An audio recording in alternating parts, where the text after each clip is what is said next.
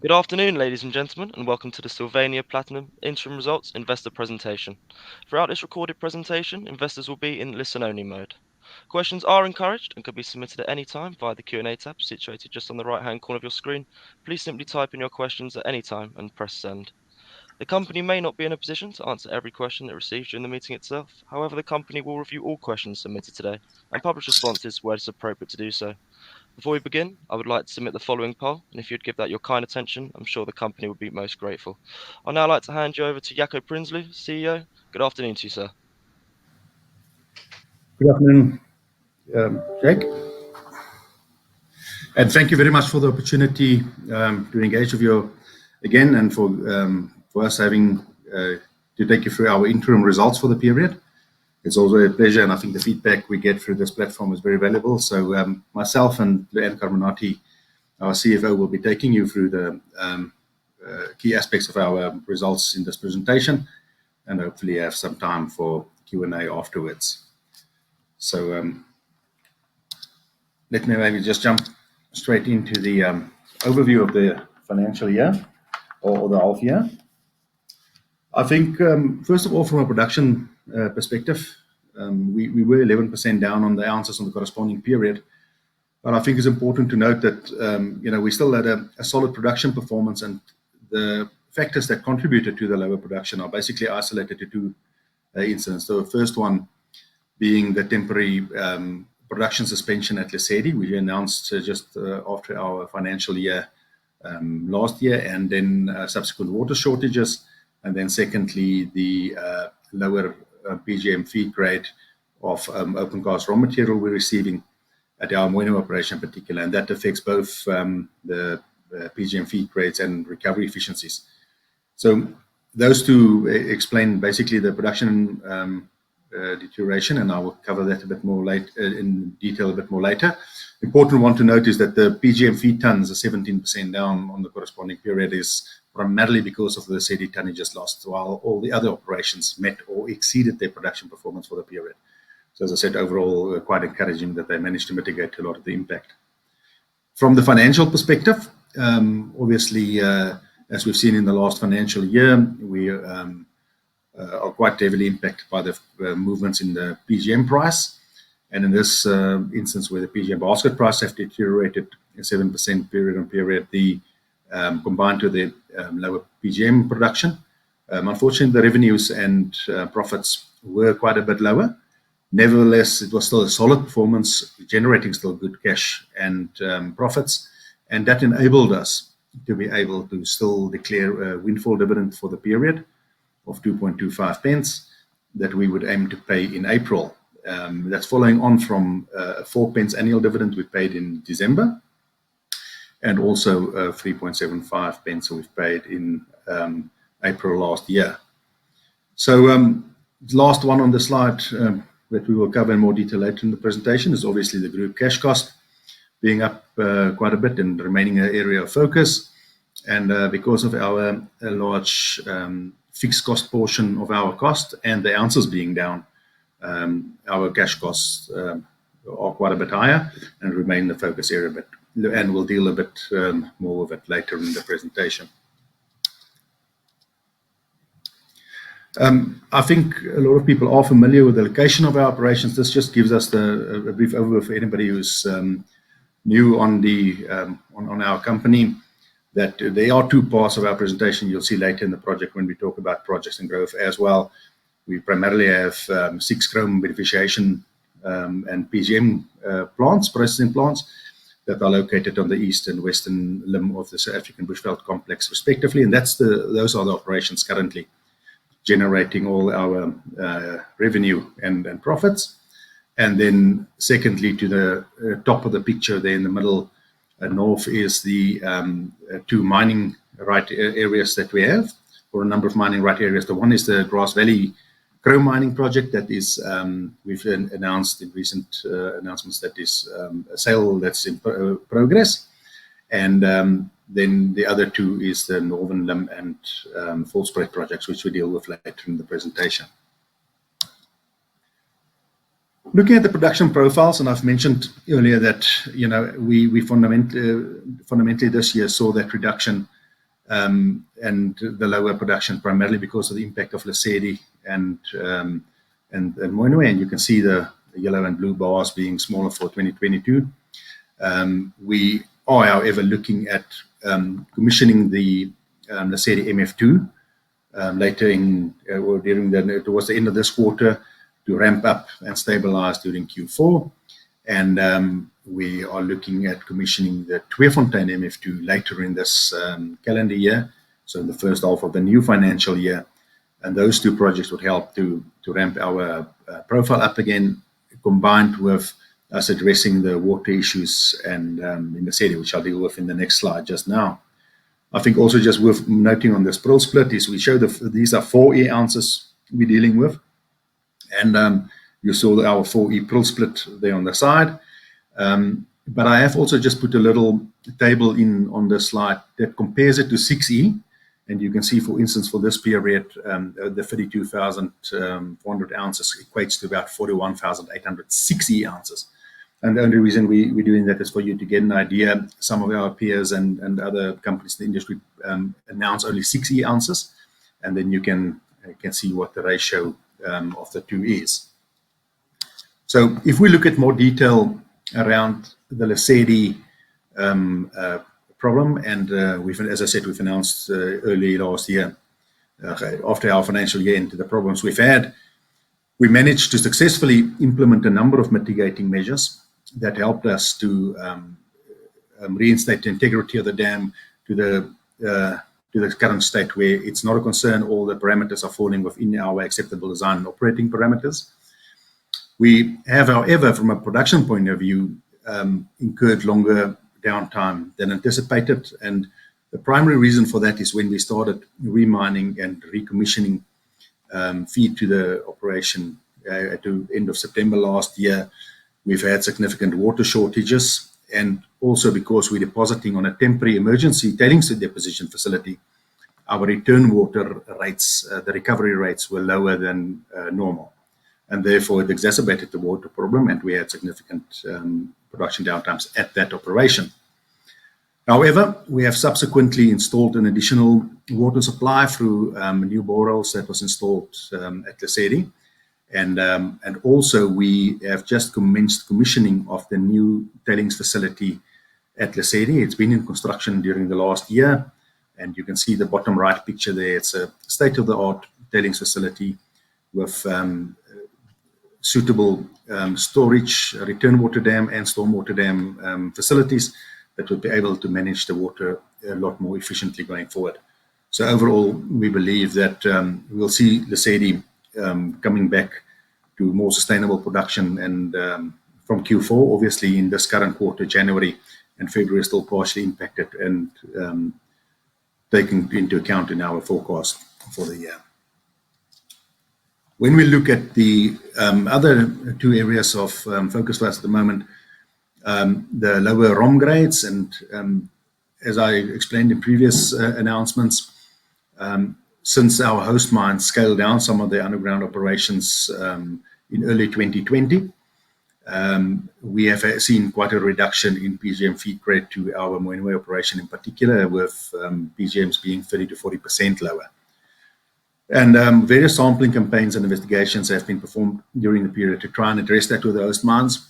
Obviously, the chrome miners don't do PGM grade control at all, the primary chrome miners, because it's not their business. And we, from Sylvania's point of view and our relationship with those mines, employed external geologists and mining engineers specifically to focus on the PGM grade occurrence on the various sources, so that we can work with those mines and try and improve the blending ratio to our operation. And we anticipate an improvement in the on feed grades to come. The last one at the bottom of the slide is water constraints and operations, and it ties into what I've just discussed on the Lesedi, but water generally in the area is still a problem. And we've also received on the pre-submitted questions for Investor Meet quite a few questions relating to water. So I think it's worth maybe just looking at what we're doing. There are various initiatives we have implemented since 2019, and that was really the first year where we had significant downtime between Mooinooi and Lesedi. We've had significant additional boreholes drilled to recover water around our own properties.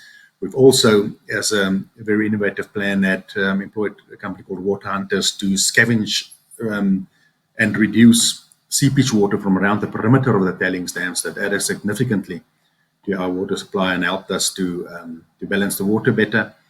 And then finally, as I said, looking at better return water facilities around our designs in the new tailings facilities.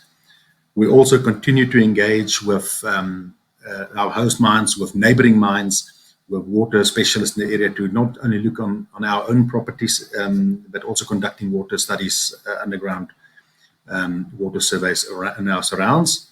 And there's a couple of projects that could potentially improve the long-term situation of water. So I think if it wasn't for the tailings dam issues at Lesedi, the impact would not have been so pronounced, but it is still a focus area for us in terms of long-term security. From an opportunity perspective, obviously we're quite happy that we are able to commission our Lesedi plant soon, the MF2, which is the secondary milling flotation. And as you would remember, these secondary milling and flotation plants is an outflow from the very successful rollout of our project Echo, where we have rolled out MF2 plants to Millcell, Doornbos, and Moino respectively, and which have been running very successfully for a number of years now. Lesedi is the next one to follow, and then Tweefontein is also in execution to be done later in the year. And as I said earlier, those plants will contribute during the next periods. Also is progress on the additional third-party tailings material, and that is specifically looking at higher grade available tailings for third parties that we can blend into our existing infrastructure on the one hand, and also then at new opportunities. On the other hand, obviously the existing ones we have is some smaller feed sources to the tune of 2,000 to 3,000 ounces a year we can add. That's associated with some of our eastern operations. But then we also have various sampling campaigns where we continue to engage with third parties to bring and secure more material online. Fine chrome recovery is again is a project we've defined in terms of unlocking potential in otherwise sterilized resources where the PGM grade is too low in some of our old dumps. So instead of walking away from those dumps because the PGM grade is low, there's still significant chrome in them. And there's a mutually beneficial business case for us and the host mines to recover that chrome. And once you recover the significant amount of fine chrome, you also upgrade the PGMs to a stage where it is worth treating it another time for your operations, so therefore extending life of mine. And we continue to focus on those projects. Lennox in particular is an example where this would work very well. And then just finally, we manage to maintain our strong cash reserves, and we continuously balance our existing capital projects to stay in business and internal expansion versus the need for future projects, looking at returning value for shareholders and the different instruments, and also then it gives us the advantage of having cash available in the event of opportunistic M&A. So I'm going to hand over to Luann now just to take us through the financials, and then we'll deal a bit more with some of the projects at the end and the market, and I'll do the close for us afterwards. So thank you, Luann. Let's take over. Thanks, Jaco, and afternoon all. Running briefly through the financial information for the 6 months to 31 December 2021. Net revenue for the period was $69 million and includes 4E revenue and byproducts, as well as base metals and the sales adjustment for the period. I'll go into the revenue a little more detail in the next slide. Cost of sales includes both direct and indirect costs of production, plus non-cash items, such as your depreciation, your share-based payments, and rehab provision movements.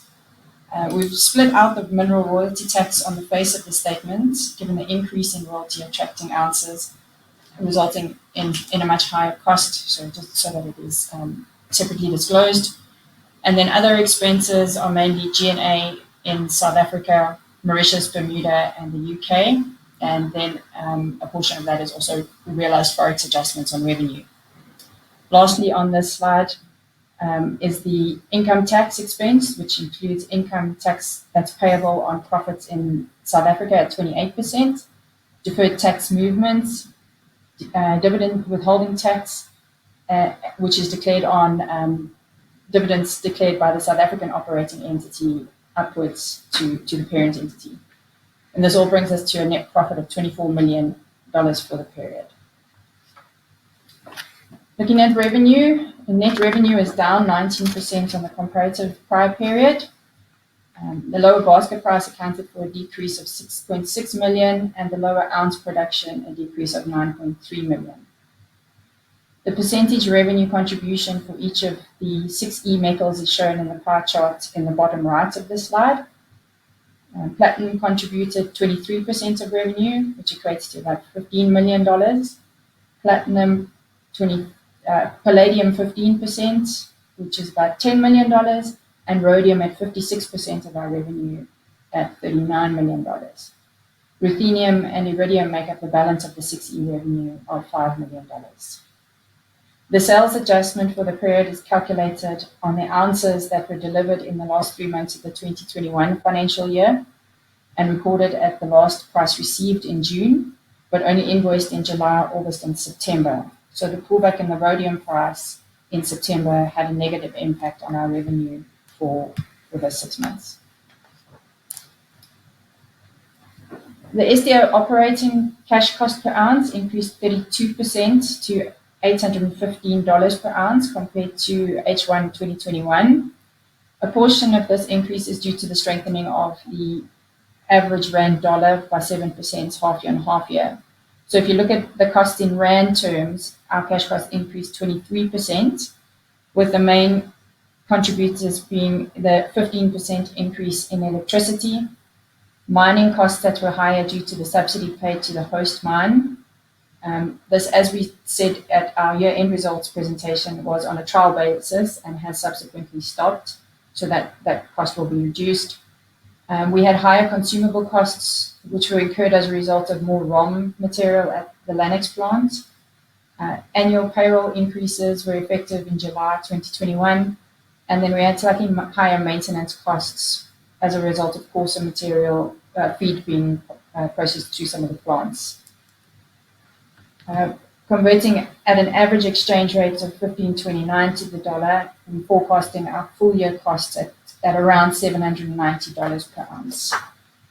The 2023 and 24 cost per ounce is an illustrative guide based on our forecast ounces as well as the current exchange rate. Then the table on the right just gives a breakdown of the 5 largest direct costs of operations for the 6 months, with our employee costs accounting for 32% of total direct operating costs, and then followed by electricity. The group EBITDA, as with revenue and cost per ounce, the EBITDA was impacted by the lower ounce production and lower prices for the period, as well as slightly higher costs. The full year EBITDA is estimated at just below $100 million and has been adjusted for the revision in production for the financial year. Again, the 2023 and 24 EBITDA estimates are an illustrative guide based on the current exchange rate and spot prices in February 2022, and the higher forecast ounces produced following the commissioning of Lesedi MF2 and Tweefontein next year. Our cash flows remain strong despite the production challenges. For the reporting period, operating profit before capital was 36.4 million. Working capital increased 6.7 million, net interest income of $700,000, and we paid out taxes of $12 million. Investing activities comprised capital spend of 6.1 million on operations, capital projects, and SIB, and then 1.3 million on exploration. The company also spent $2.4 million on share buybacks and paid out 14.6 million in December for the annual dividends for financial year 2021. Looking forward to the second half of the financial year, cash flows will be impacted by the ounce production and basket price. The higher basket price in February will have a favorable effect on cash flow for ounces produced in November, December. A higher capital spend and outflows for possible growth projects, income tax and mineral royalty tax payable in June will affect the cash flow for the next 6 months as well. And then lastly, the payment of the windfall dividend in April and any other potential capital returns to shareholders over the next 6 months.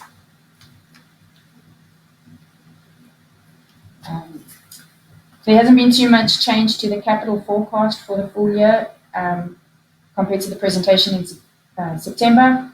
We incurred little additional capital on the temporary tailings facility at Lesedi, and much of this will be reallocated to the new facility.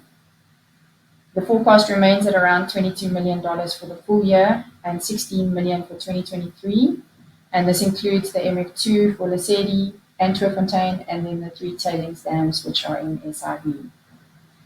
On exploration capital for 2022 is the drilling program that commenced last year. As we're still awaiting the final results on this program, which are due June, July this year, we haven't planned any further exploration capital, and that will be dealt with in the new financial year.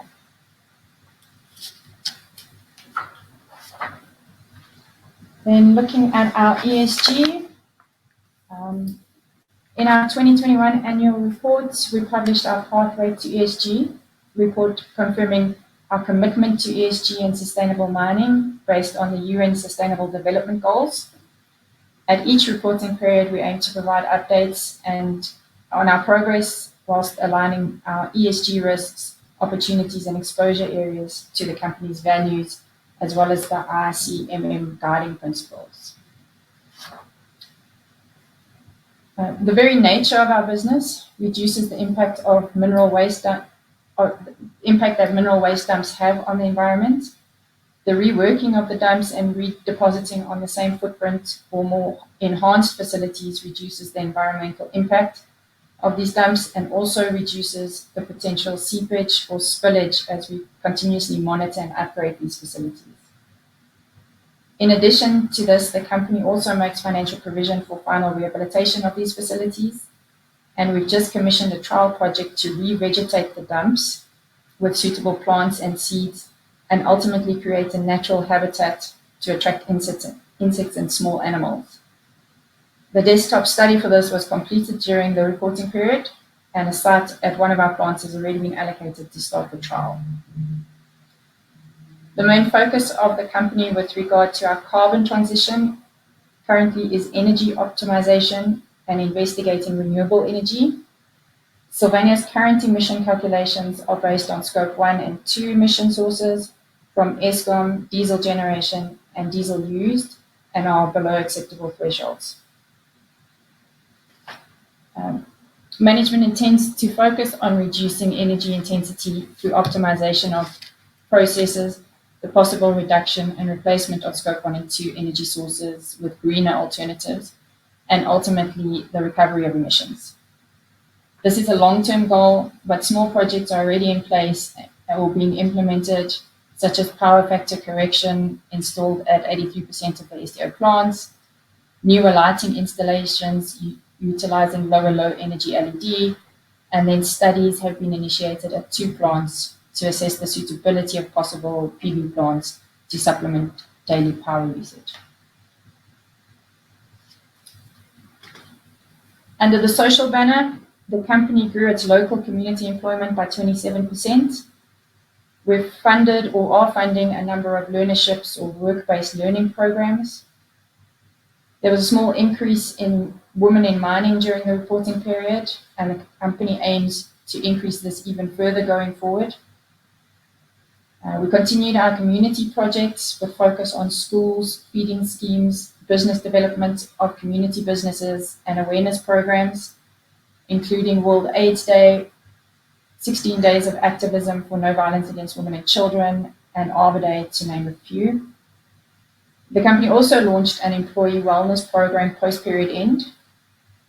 We identified the need for this program after noticing the impact of COVID-19 on the mental well-being of people in general. The program goes beyond COVID though and provides unlimited telephone counseling covering work, personal, emotional trauma, dealing with illness and dependency, and also provides financial planning advice, face-to-face counseling if necessary, and legal advice. In respect of safety, although the lost time injury frequency rate reduced in comparison to the prior financial year, the company did have one LTI where an employee of a contractor on site injured their finger. The plants do run regular safety campaigns and they are well supported by employees and contractors.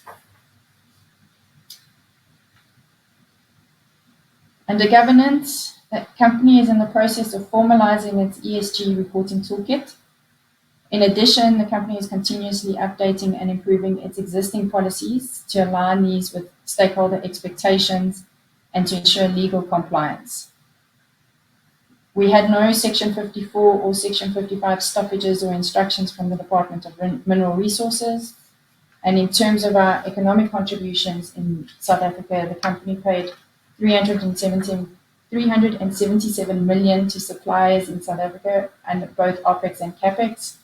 155 million rand was paid to employees and in taxes and contributions on behalf of employees, and 329 million was paid in income tax, VAT, mineral royalty tax, and dividend withholding tax. Work on our ESG reporting is ongoing, and we're looking forward to publishing a full ESG report in the future. And that's just a few photos of our community and plant projects. Thank you very much, Luann, and I think let us have a quick look at the PGM basket prices and the market, and also where to from here. I think very briefly, just a recap on the pearl split. We've had it earlier in the presentation as well. But it puts in perspective when you look at the price trend at the bottom, where we had the big increase, especially rhodium, that purple line in the bottom of the graph, how it increased to about mid last year, and then the sharp decline thereafter. But fortunately, we have started seeing an uptick again since early this year. And I'll explain that a bit more in terms of the fundamentals on the next slide. But just, you can see our rhodium is 56% of our revenue for the past year. Our impact on the price of rhodium because of our pearl has a good split. So when it's all going well and rhodium is up, it's all positive, and when rhodium is declining, it does have a negative slant to our results. So when we look at the market and where we think the price will go, I think it's important to understand in the metals that we deal with and that form a significant part of our basket, what drives that. I think palladium and rhodium very much going together with the auto catalysts sales, where it's a significant portion, 83 and 91% respectively on the demand. And that was heavily impacted during the past year with a slowdown in internal combustion vehicle sales. That was in turn impacted by the global chip shortage.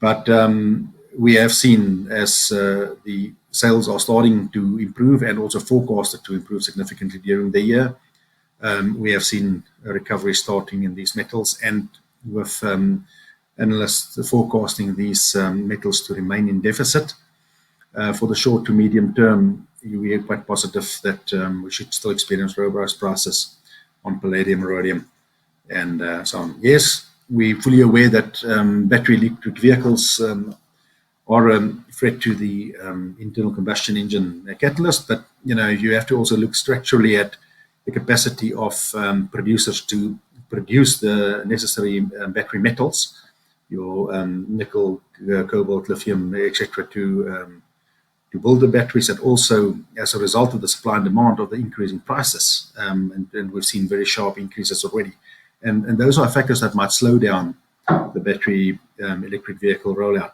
Nevertheless, as I said, for the short to medium term, we're quite confident in the palladium and rhodium market.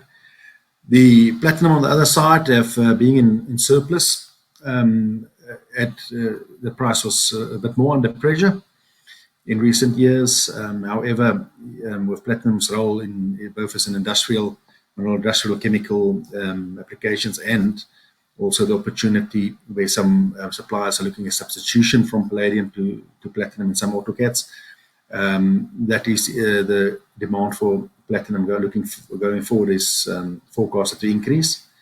And I think analysts vary slightly in their forecast, but between 5 and 7 years, we expect the platinum price to increase more. Platinum plays quite a big role in the hydrogen economy, in the sense of hydrogen catalysts, both in industrial catalysts and also in fuel cell vehicles. So we'll keep our eye on that. And I think just when you look at some of the prices we've had from a few institutions, I think this first one, the Platinum and Standard Bank Corporate Bank's forecast in terms of platinum, especially the long-term increasing, is in line with that expected demand increase. I know Liberum and Nedbank have a more stable outlook. And then palladium and rhodium, you can see both have a declining profile, but still significantly higher than historic levels. While gold is quite flat, but it's a minor portion, less than 1% of our overall basket. So in general, I think we, as I said, with the metals as it is at the moment, we don't anticipate the prices necessarily to go back to where we've seen them in the first half of last calendar year, but we do believe they'll remain significantly stronger than we've seen in recent years. So if we look at the strategy and our outlook going forward, we obviously remain committed to return significant value to our shareholders, and we do that in the sense of generating positive cash and returning value to the shareholders, both by means of dividends, and we've done both the annual and windfall dividends, and also regular share buybacks, and also by not going back to the market to ask for money to fund our growth projects. We haven't had the need to raise any capital in the market since 2009, and all our growth up to now has been funded from internal cash resources completely. So we want to maintain and continue with an annual stable, sustainable annual dividend and a progressive dividend for shareholders, so that we can continue to generate cash there. And then, as we have done with this particular windfall, where we have higher than anticipated metal prices compared to consensus values for a period, we would look at sharing again additional money with our shareholders. And then obviously, since 2015, we've had almost 50 million, 49 million shares that we bought back, of which we cancelled nearly 13 million shares, returning value to shareholders. So that's a philosophy that we will continue to do. Obviously, in order to maintain flows back to our shareholders, we have to ensure that we continue generating profits, and that we have a sustainable business going forward. And we do that in 3 ways. Firstly, with the normal R&D and process optimization initiatives, where we focus on our existing operations, making them more efficient, and doing circuit modifications, employing new technology so that we can get more out of them. And I think testimony to that is that where we've, since about 2014, with the same number of operations, managed to increase our ounce profile from about 45,000 to over 70,000 ounces in recent years. And to that effect, the 2 MF2 projects, the Lesedi and Tweefontein projects that I discussed already earlier in the presentation, is looking to roll out in the short term. Also, the fine chrome opportunity I've spoken about is something that can follow in the short-term approach, and then also feeding dump source into our existing operations. If you look more longer term, and in terms of expanding capacity and creating a longer life of mine, we've been over the years engaging with a number of third parties in the industry to look at adding resources to our program, and we're confident in both on the eastern and western limbs respectively that we're able to add those resources in the time frame suggested, that could add between 10 and 20,000 ounces a year each if we progress them. And we've currently busy with investigations on them, and depending on specific commercial terms, we'll decide on how we roll out and what form it will take in terms of both funding it from capital. We do have, I've given an indicative figure of say between $20 and $25 million is what we expect on each of these projects to bring them to commissioning. And, you know, with our current cash generation forecasted and cash reserves, we should be able to fund our projects and maintain a stable dividend. When we look longer term and probably deviating slightly from the current dump and chrome tailings business is the longer term exploration projects. But those are two mineral projects for which we own the mining rights, approved mining rights that have been granted. And that is projects we own up in the northern limb. And we've had them for a number of years. Obviously, I explained at the previous periods that our original business model was a lot more bullish, and we were prepared to take a lot more risk by building our own smelters and refineries, or the intention to do it in the regional scope some 12 years ago. But that's highly capital intensive and higher risk. So we have in recent years and over the last 2 years decided we're going to rather look at focusing on the high grade areas of these resources, restating the resource statement so that we can produce a higher grade concentrate that's saleable to existing smelters and refineries without us to having incur the cost and risk of own internal hydrometallurgical and pyrometallurgical infrastructure. And that's what we're looking on these projects. Obviously, from a timeline perspective, you would remember I've announced earlier when we launched the specialist studies on Volspruit and the Northern Limb Volspruit study outcomes we expecting during the next 6 months, where we should be able to restate the resources and reserve to acceptable limits that we are able to make a decision on how we want to progress with the project. The Northern Limb entailed some additional drilling, and those drilling work has been concluded at the end of December, and we're busy with logging analysis and sampling at the moment on those things. And then we will also, hopefully by year end, have geological results to share, and then a couple of months later we will be able to have the mining models run on that as well. These projects, I think it's important to stress that, you know, looking at the capital requirement of them and also the size, is we as a board will make a decision once we have the feedback on the studies and the results to say, does it fit into our current strategy of being profitable, low risk and sustainable projects for the current business to do in-house of our own resources, or do we say, listen, you need to partner maybe with one of the bigger players in the market to progress them, or potentially sell them, or to roll them out in a different vehicle. So those decisions have not been made yet, and it's premature to decide that now before we have all the final information. But certainly what we do believe is that it is quality resources. It is shallow resources. As I said, they're open pittable. They can be open cast mining, so they're near surface. And the philosophy change we made is that we can produce grades that is saleable to the current market. So this just hopefully give you a flavor of that there is significant potential life, there's growth, and I'm confident that you know, with our proven track record over the years of growing the business the way we are, that we will be able to continue to grow it. Finally, just maybe in conclusion, as the outlook, as I mentioned earlier, production is key for us to ensure that we are able to continue to fund our growth aspirations, also that we are able to fund shareholder returns. We believe the PGM market is robust enough for us to support us in that regard. From a strategic point of view, is you know, focusing on the things we can control, and that's production, operating cost, and our project rollout. And more importantly, in the last couple of years, recent years, there's been a strong focus on specific strategic alliances and partnerships with third parties, and also where we have identified external growth opportunities, and we continue to build on those. And then to have sustainable shareholder value, and both in the form of dividend and share buybacks. And you can see in the capital allocation at the bottom that just our capital committed is specifically for the strategic projects, new tailings and storage facilities like the SIB and exploration assets.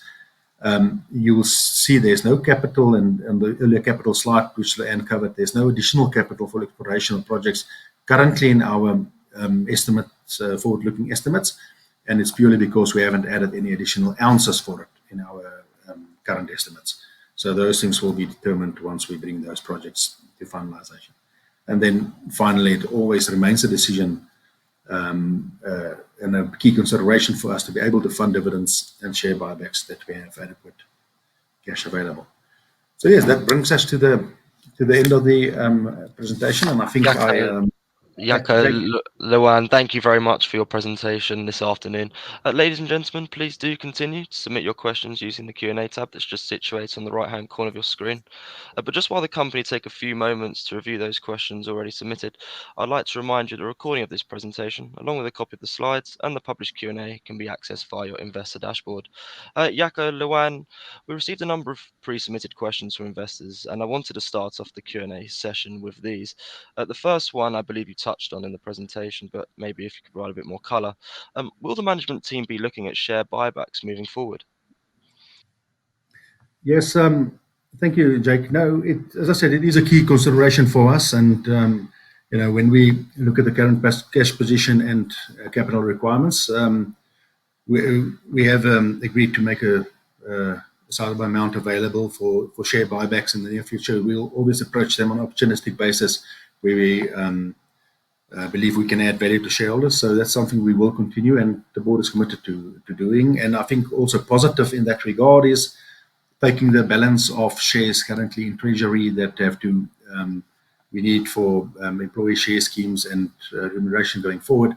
We don't need to buy any shares back for that. If any shares we would buy back in future would be cancelled, and therefore add value.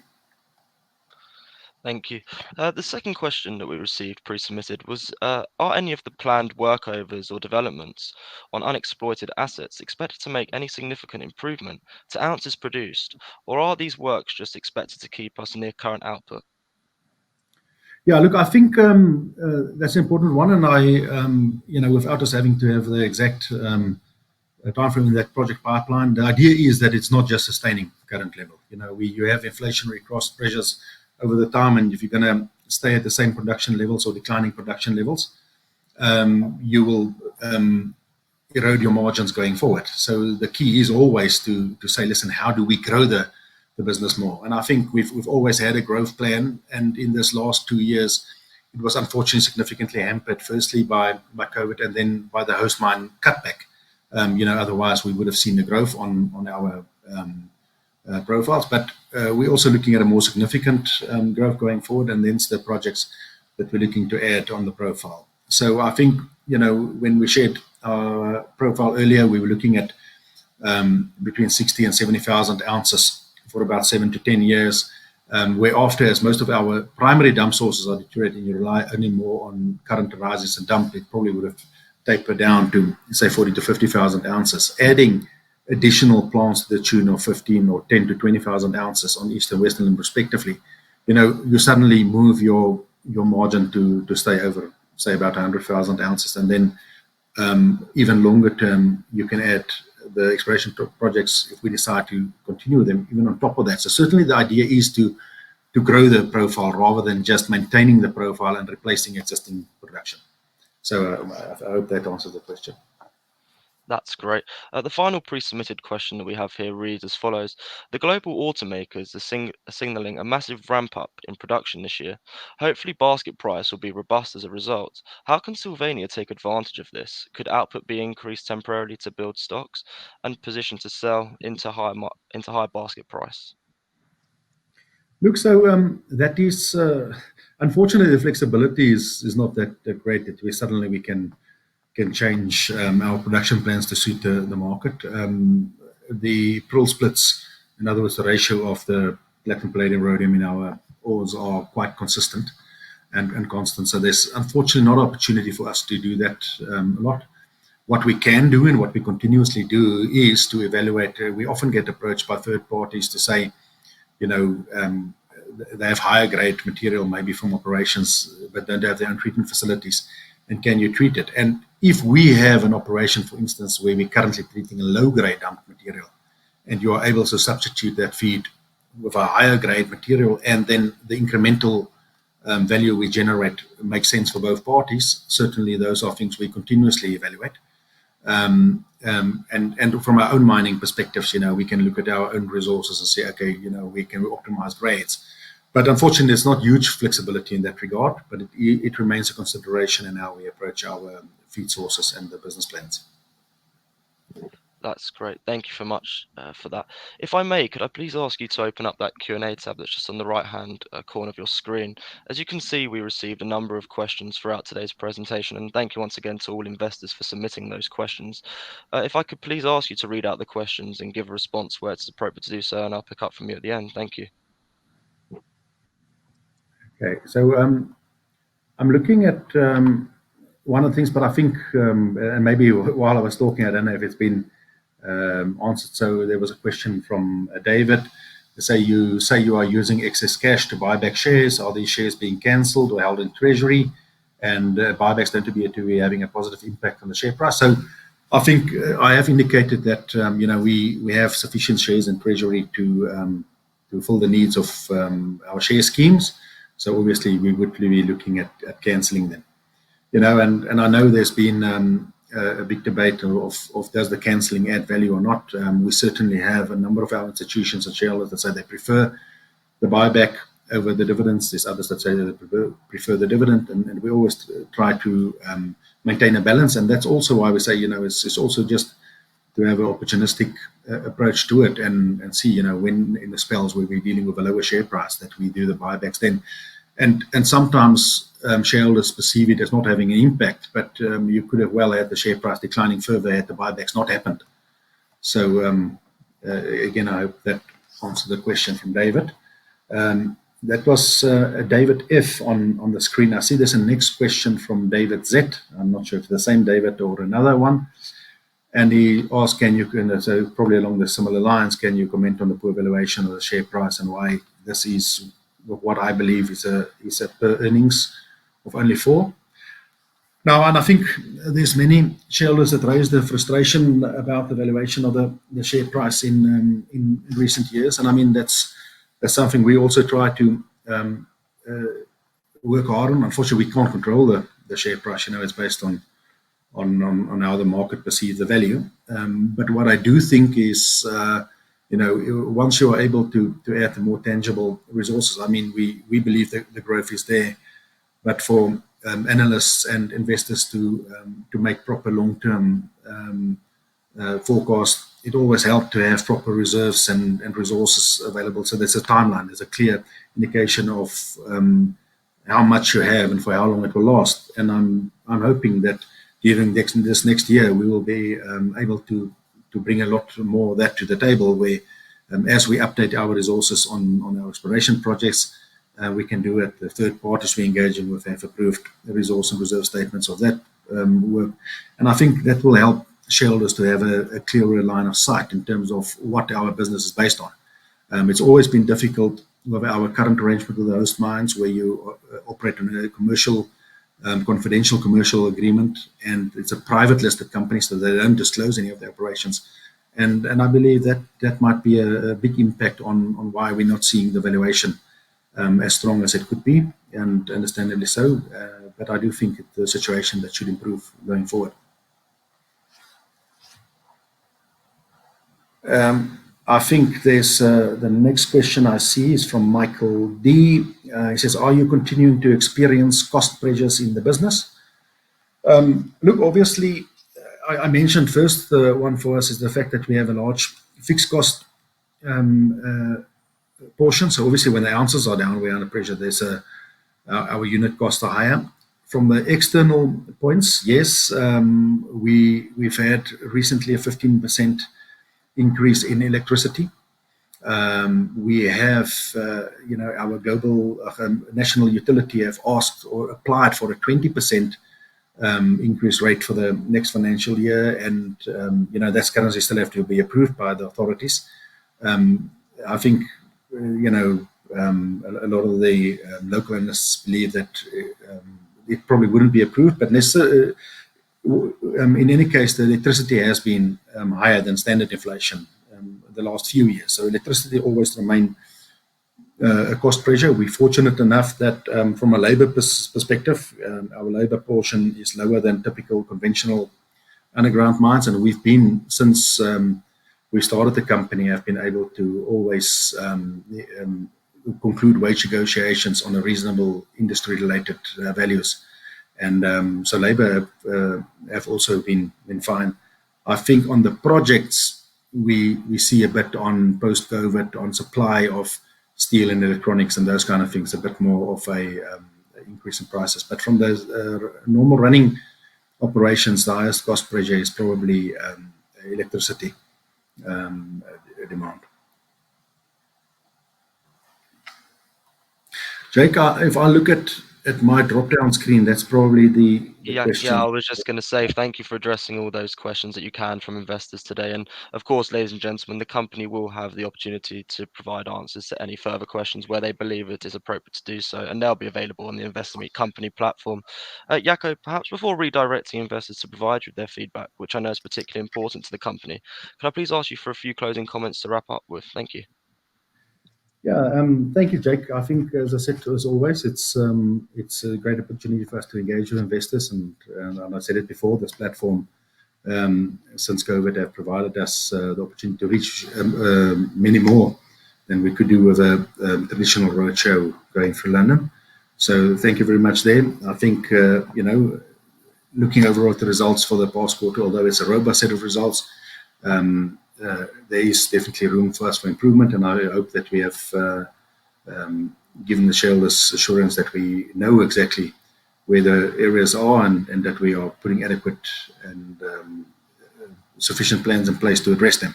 And also, I hope that the shareholders can see that there is quite a solid, sustainable, and attractive growth profile ahead of us.